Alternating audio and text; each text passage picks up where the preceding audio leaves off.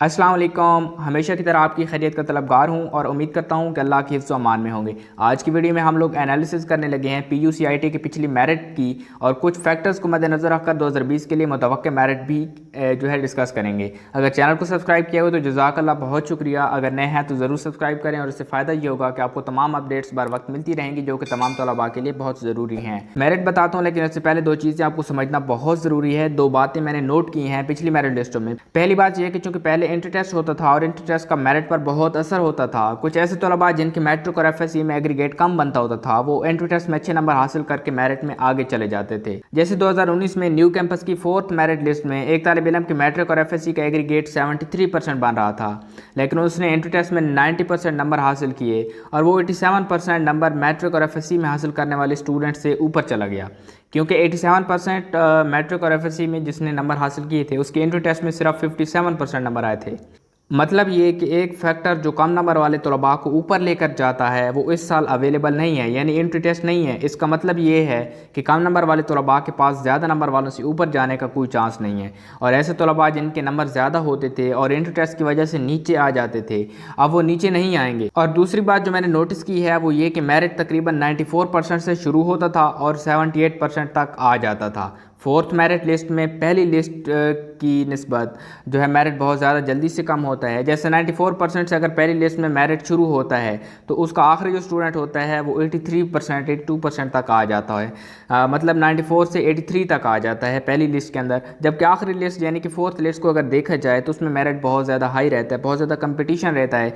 ऐसा इसलिए भी है क्योंकि आखिरी जो लेस मेरिट होते हैं, लेस मेरिट की जो स्टूडेंट की तादाद होती है उसमें ज़्यादा होती है। अब लास्ट जो मेरिट लिस्ट होती है उसमें तकरीबन 1 से 2% लेस होता है, और एक मेरिट लिस्ट में तो सिर्फ 0.30% ही कम हुआ है। मतलब पहले और आखिरी स्टूडेंट के दरमियान जो फ़र्क था वो 0.30% के फ़र्क था। पूरी लिस्ट 0.30% के दरमियान आ गई है। तो मेरिट के लिहाज से इस साल जो मैं एक्सपेक्ट कर रहा हूँ कि सॉफ्टवेयर इंजीनियरिंग का मेरिट सबसे ज़्यादा होगा। शायद इसकी वजह ये भी है कि मोस्टली जिन स्टूडेंट्स के नंबर ज़्यादा होते हैं वो सॉफ्टवेयर इंजीनियरिंग को ही ज्वाइन करते हैं। तो अब मेरिट को डिस्कस कर लेते हैं, एक्सपेक्टेड भी और जो प्रीवियस मेरिट था उसको भी डिस्कस कर लेते हैं। फर्स्ट ऑफ ऑल बात करेंगे BS सॉफ्टवेयर इंजीनियरिंग की। BS सॉफ्टवेयर इंजीनियरिंग दोनों कैंपसेस में अवेलेबल होती है, न्यू कैंपस और ओल्ड कैंपस। ठीक है, तो न्यू कैंपस और ओल्ड कैंपस दोनों का मेरिट मैं आप लोगों को बताऊंगा। 2019 के मेरिट की अगर बात करूं तो 2019 का मेरिट जो एंड हुआ था, जहां पर कट ऑफ हुआ था, वो 78.39% पर एंड हुआ था। लेकिन इसकी वजह ये भी हो सकती है क्योंकि जो लास्ट ईयर था 2019 उसमें एंट्री टेस्ट मौजूद था। इस साल एंट्री टेस्ट नहीं है तो सीन थोड़ा डिफरेंट होने वाला है। खैर, मैंने जो ज़्यादा फोकस किया है वो स्टूडेंट्स के मैट्रिक और इंटरमीडिएट के मार्क्स के ऊपर फोकस किया है कि कितने % वाले मार्क्स वाले स्टूडेंट जो है वो ज़्यादा आगे गए हैं और इंटर टेस्ट को उसमें क्या रोल आया है। तो मैं आपको बताऊं कि 2019 में BS सॉफ्टवेयर इंजीनियरिंग का न्यू कैंपस में जिस स्टूडेंट के सबसे ज़्यादा मैट्रिक और FSC का एग्रीगेट बन रहा था उसका हाईएस्ट एग्रीगेट बन रहा था 91%। चौथी लिस्ट में, ठीक है, जो 4th लिस्ट होती है आखिरी लिस्ट, उसमें सबसे ज़्यादा नंबर वाला स्टूडेंट था 91%। ठीक है, अब 91% वाले का चौथी मेरिट लिस्ट में नाम आ रहा है, और नाम इसलिए आ रहा है क्योंकि वो उसके जो इंटर टेस्ट में नंबर थे वो 50% थे। अब देखिए कि 50% नंबर वाला स्टूडेंट भी उसको इतनी गिरफ्त हासिल हो गई अपने जो एकेडमिक रिकॉर्ड है उसका ज़्यादा होने की वजह से कि वो उसका नाम आ गया 50% नंबर वाले का। मतलब कि इसका जो टोटली बेस कर रहा है वो सारे का सारा इसके पिछले मार्क्स के ऊपर बेस कर रहा है। ठीक है, और इसका 78% एग्रीगेट बना है। अब मैं साथ आपको ये बताऊं कि जिस स्टूडेंट के सबसे कम नंबर बन रहे थे मेरिट लिस्ट के अंदर, मतलब कि 4th मेरिट लिस्ट के अंदर, तो उसके नंबर बन रहे थे मैट्रिक और FSC के एग्रीगेट को मिलाकर 81%। ठीक है, और उसके एंट्री टेस्ट में 76% नंबर थे। हाँ, तो आप लोग यहाँ पर देख सकते हैं कि मतलब मार्क्स का कितना ज़्यादा कंपटीशन है यहाँ पर। सॉफ्टवेयर इंजीनियरिंग के अंदर जो स्टूडेंट के मार्क्स हैं वो काफ़ी ज़्यादा हैं, मतलब कि मैट्रिक और इंटरमीडिएट को देखा जाए तो बहुत ज़्यादा मार्क्स वाले स्टूडेंट अप्लाई कर रहे हैं। अगर ज़्यादा मार्क्स वाले स्टूडेंट अगर नीचे भी आए हैं तो वो एंट्री टेस्ट की वजह से नीचे आए हैं, और अगर कोई नीचे से ऊपर गया है, एक आधा स्टूडेंट जिसके कम नंबर थे लेकिन उसका एडमिशन हुआ है, तो वो इसलिए हुआ है कि उसके एंट्री टेस्ट में बहुत ही ज़्यादा मार्क्स थे। ठीक है, अगर ओल्ड कैंपस की मैं बात करूँ तो ओल्ड कैंपस भी इसी के साथ साथ रहता है, इसमें तकरीबन चंद एक पॉइंट्स का फ़र्क रहता है। तो इन दोनों का जो एक्सपेक्टेड मेरिट होगा वो सेम होगा, वो मैं आपको बताता हूँ। लेकिन उससे पहले मैं आपको बताऊँ कि हाईएस्ट नंबर जिस स्टूडेंट के थे मैट्रिक और इंटरमीडिएट के एग्रीगेट को मिलाकर वो थे 91% 4th लिस्ट में ओल्ड कैंपस में। ठीक है, और उसके 59% मार्क्स थे उसके एंट्री टेस्ट के अंदर, अब आप देखिए कि 91% मार्क्स वाला एग्रीगेट के लिहाज से, मैं सिर्फ एक की बात नहीं कर रहा, मैं टोटल एग्रीगेट की बात कर रहा हूँ, तो एग्रीगेट में 91% उसके नंबर बन रहे हैं और 91% वाला स्टूडेंट जो है 59% ले रहा है इंट्री टेस्ट के अंदर। अब देखिए ये इतने हाईएस्ट नंबर वालों को जो है इंट्री टेस्ट नीचे खींच कर लाया है,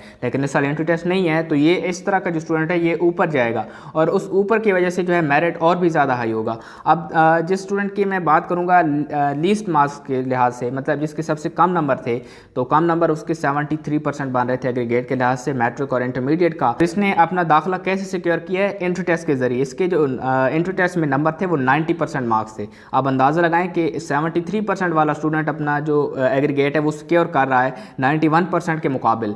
तो इसकी वजह क्या है कि इसका इंट्री टेस्ट है, इसने इंट्री टेस्ट में इतने ज़्यादा अच्छे नंबर हासिल किए हैं तभी ये इनके मुकाबले में आ गया है। लेकिन इस साल इंट्री टेस्ट नहीं होने वाला, तो मेरा नहीं ख्याल कि कोई लेस मार्क्स वाला स्टूडेंट हाई मार्क्स वाले स्टूडेंट को कम्पीट करेगा, मुझे नहीं लगता। इस दफ़ा मेरिट काफ़ी हाई होने वाला है। खैर एक्सपेक्टेड मेरिट जो मैं एक्सपेक्ट कर रहा हूँ इस दफ़ा BS सॉफ्टवेयर इंजीनियरिंग के लिए दोनों कैंपसेस के लिए वो तकरीबन 85% तक रहेगा। 80 to 85 के दरमियान कहीं कट ऑफ होगा।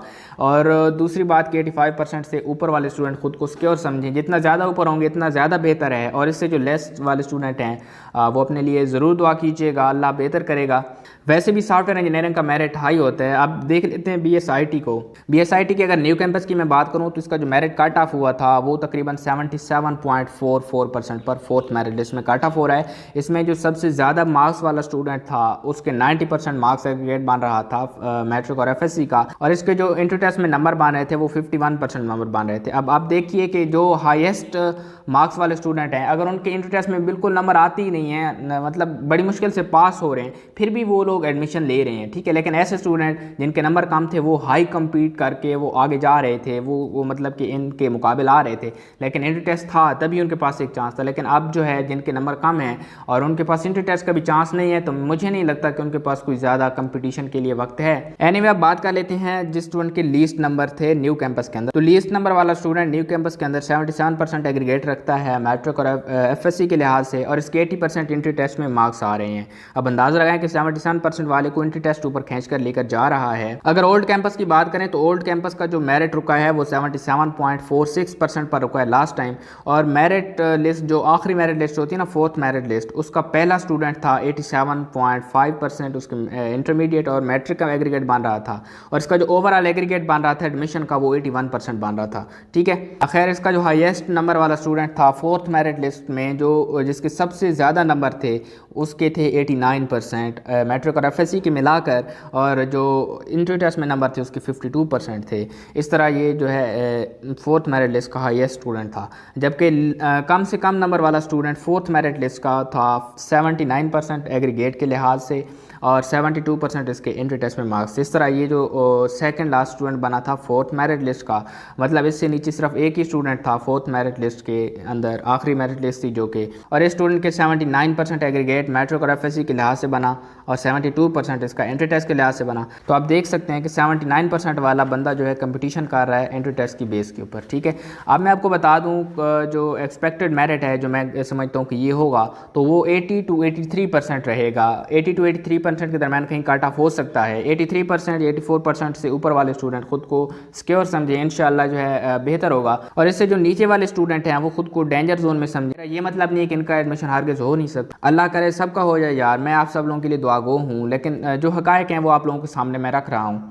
नेक्स्ट बात कर लेते हैं BSCS की। BSCS जो है न्यू कैंपस में मेरिट लिस्ट जो लगी है, न्यू कैंपस में इसका जो एग्रीगेट बना था लास्ट जिस स्टूडेंट का मेरिट जहाँ पर कट ऑफ हुआ था बिल्कुल आखिरी लिस्ट के अंदर, आखिरी स्टूडेंट, वो 78.8% था। अब जिस स्टूडेंट के हाईएस्ट नंबर थे मैट्रिक और FSC के लिहाज से उसके 90% मार्क्स थे फोर्थ मेरिट लिस्ट के अंदर, और इसने 65% नंबर हासिल किए इंट्री टेस्ट के अंदर, ठीक है। और ये मेरिट लिस्ट के अंदर पहला स्टूडेंट था, और वो स्टूडेंट जिसके सबसे कम नंबर थे मेरिट लिस्ट के अंदर, फोर्थ मेरिट लिस्ट के अंदर, उसके 80% नंबर थे सबसे कम नंबर, ठीक है। आप अंदाज़ा लगाएं कि BSCS के लिए 80% मार्क्स वाला स्टूडेंट जो है कम से कम नंबर वाला है, और उसके इंटर टेस्ट में नंबर देखें 82% है। तो मेरा ख्याल है कि ये बहुत हाई कंपटीशन है। असल में होता यह है कि BSCS के लिए स्टूडेंट ज़्यादा अप्लाई करते हैं। BS सॉफ्टवेयर इंजीनियरिंग में बेशक ज़्यादा नंबर वाले स्टूडेंट अप्लाई कर रहे होते हैं, लेकिन BSCS के लिए भी जो है बहुत ज़्यादा तादाद में लोग अप्लाई कर रहे होते हैं, इसलिए भी इसका मेरिट हाई हो सकता है। इसके लिए एक्सपेक्टेड मेरिट जो मैंने कराए वो 80 to 83% है। 83 से अबव जितने जितने ज़्यादा आपके मार्क्स हैं आप लोग खुद को उतना ज़्यादा सिक्योर समझें,